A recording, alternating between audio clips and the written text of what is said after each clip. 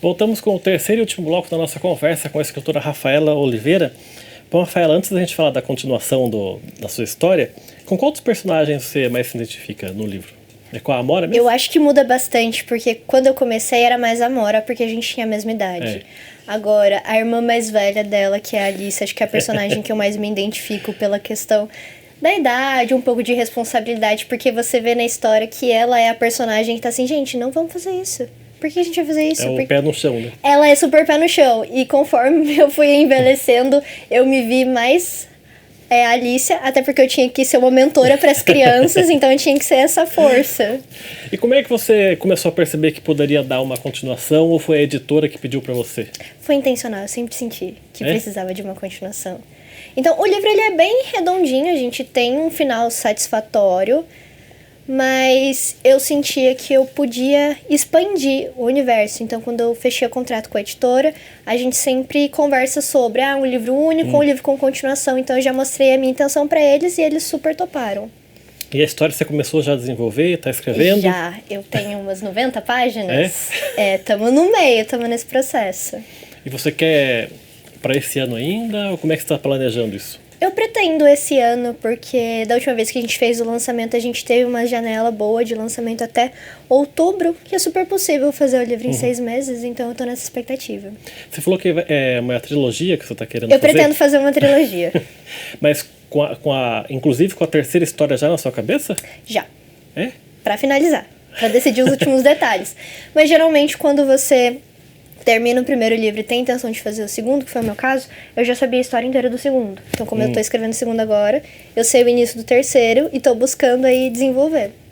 Como é que você trabalha isso de desenvolver a história para não, para não se confundir num determinado lugar? Igual a gente vê no cinema, né? A direção de arte ou a continuidade de uma cena para outra. Como é que você trabalha isso nessa organização das cenas? Como eu já sei o que vai acontecer, eu tenho uma escala de cenas. Então eu sei, vai acontecer isso, isso e isso. Às vezes a gente separa por capítulos os fatos que tem que acontecer. Claro que a gente acaba preenchendo, né, com outras coisas inesperadas que a gente vai decidindo no caminho.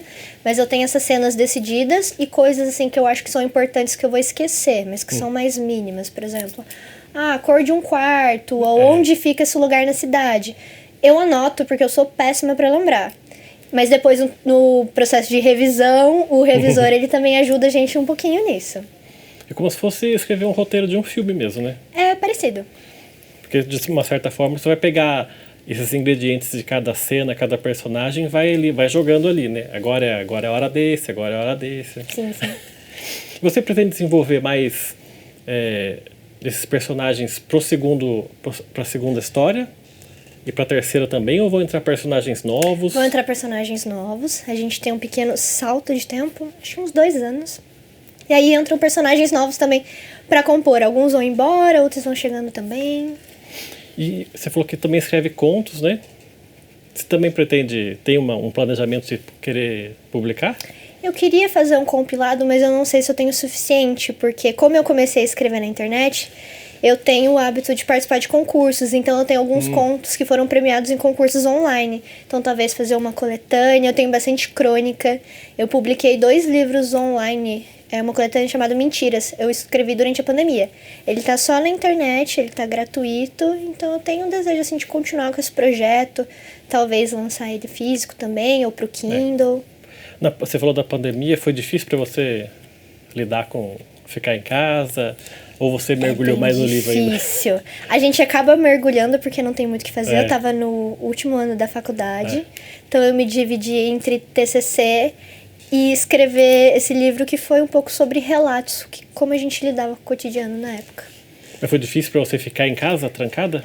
Particularmente, assim? Um pouco, e depois porque eu não queria mais voltar. Voltar aonde? Voltar pro mundo real. Que a gente se habitua muito com as coisas do jeito que elas são.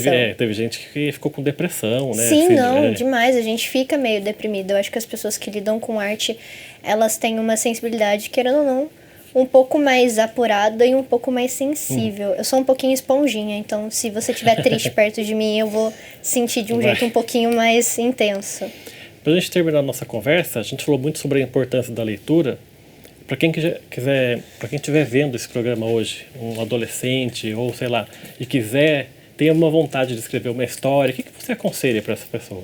Eu acho que tem dois pontos principais. O primeiro é você tem que ler, porque não tem como desenvolver uma história se você não consome narrativas.